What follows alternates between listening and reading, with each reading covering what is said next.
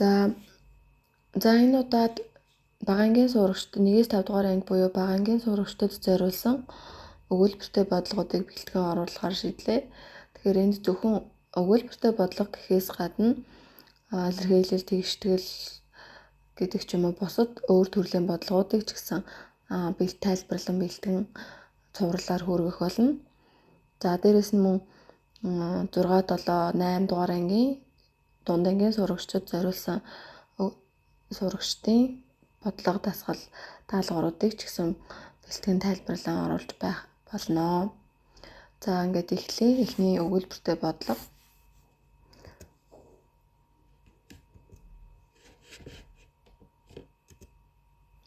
За 2 тонны нийлбэр 60, 1 тонн нөгөөгөөсөө 5 дахин их бол энэ 2 тонны ялгуурын утгыг олоорой гэсэн энэ өгүүлбэртэй бодлого байна. За өгүүлбэртэй бодлогоны хамгийн чухал зүйл бол өгүүлбэр дотор өгөгдсөн зүйлүүдэд ашиглан тухайн олох зүйлийг олдог байгаа. За тэгэхээр энэ бодлогонд 2 тонны нийлбэр 60 гэж өгөгдсөн. За дараачийн нөхцөл нь 1 тонн нөгөөгөөсөө 5 дахин их байна гэсэн ийм хоёр нөхцөл байгаа. Тэгэхээр энэ хоёр нөхцөлөө ашиглан бодлогынхаа хайрыг олно. За энэ бодлогыг энд хоёр аргаар бодож үзүүлнэ. Эхний арга нь болохоор зураглал, дүрслэл ашиглан тухайн зураглал, дүрслэлээсээ хариугаа олох. За хоёр дахь нь болохоор тэгштгэл зохион хувьсагч ашиглаад тэгштгэл зохиож бодох ийм арга байгаа. За тэгэхээр багангийн сурагчдад аль болох бодитоогоор энэ бодлогоны өгүүлбэрийг аль болох ямар нэгэн зүйлээр төлөөлүүлэн зураглал, дүрслэл үзүүлээд харуулж бодвол илүү сайн ойлгодог. Яагаад гэвэл багангийн сурагчид нь илүү бодит сэтгэлгээтэй ямиг бодитоор харж үзэж барьж мэдэрч байж илүү сайн ойлгодог бодит.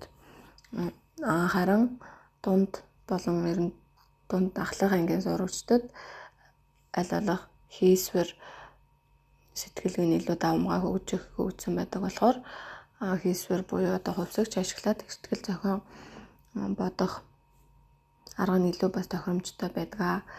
За тэгэхээр эхний арга нь зураглал, дүрслэл арга ашиглан бодъё. За энд 2 тоо гэсэн учраас 2 тоогоо 1-р тоо, 2-р тоо гэдэг хом тоогоор тэмдэглэжээ. За нөгөө бодлогыг, өгүүлбэртэй бодлогыг хэрчмийн арга ашиглан хэвчлэн бодсон байдаг. За би болохоор хавтан загвар хэрчмийг хавтан болгоод өөрчилж байгаа гэсэн үг хавтан загвар ашиглан бодож тайлбарлаж явах болно. За тэгэхээр 1-р тоо бүгд бага тоо байсан гэж бодоод бага тоо гэж бодоод нэг хавтан төлөвлүүлэн зураглал хийх.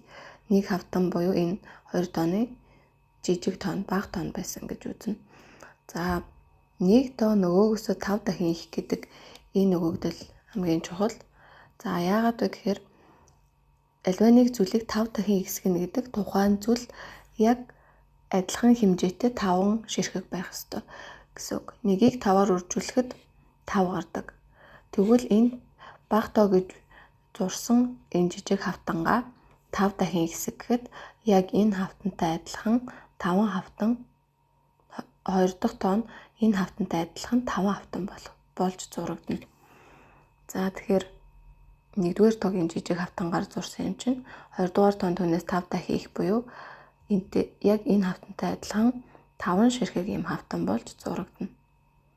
За тэгэхээр энд бодлогын нэг нөхцөлийг ингээд зурчлаа.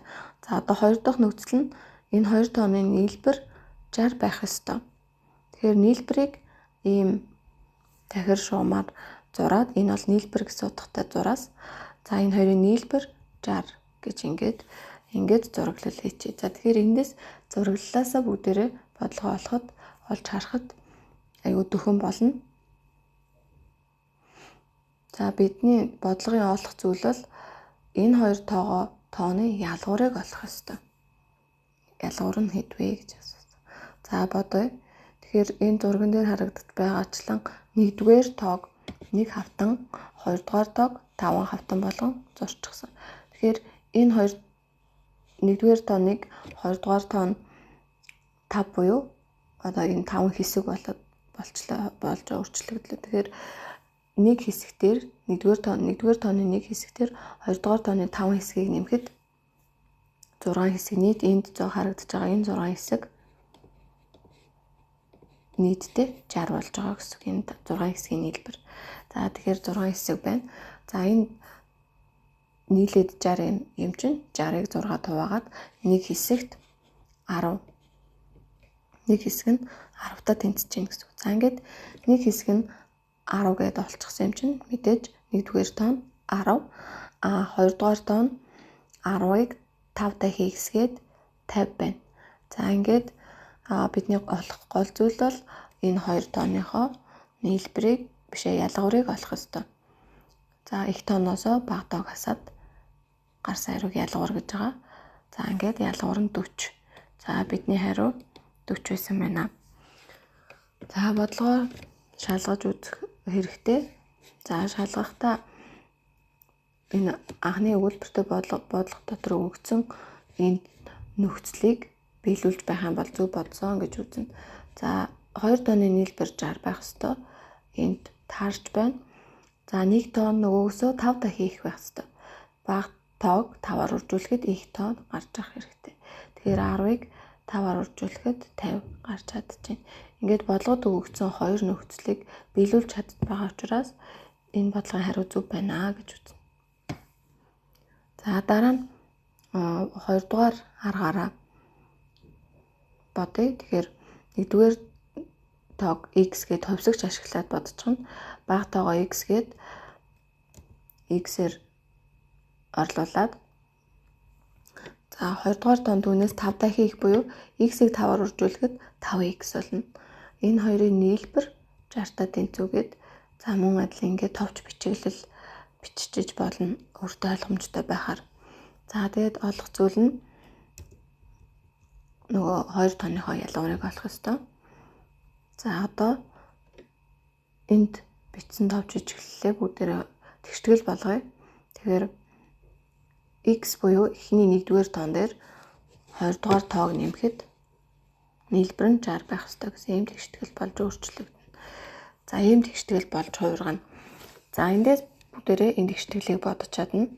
6x x-үүдээ буюу ижил төсөөтэй гишүүдээ эмхтгээд 6x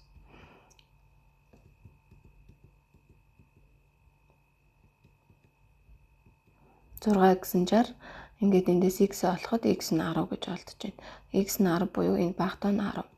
За бага тоон 10, 2 дугаар их тоон түүнээс 5 дахин их буюу 50. За ингээд энэ хоёрын ялгуур 40. 2 тооны ялгуур нь 40 болсон. За ингээд шалгаж үзэхэд за 1 тоон нөгөөгөөсөө 5 дахин их байх ёстой.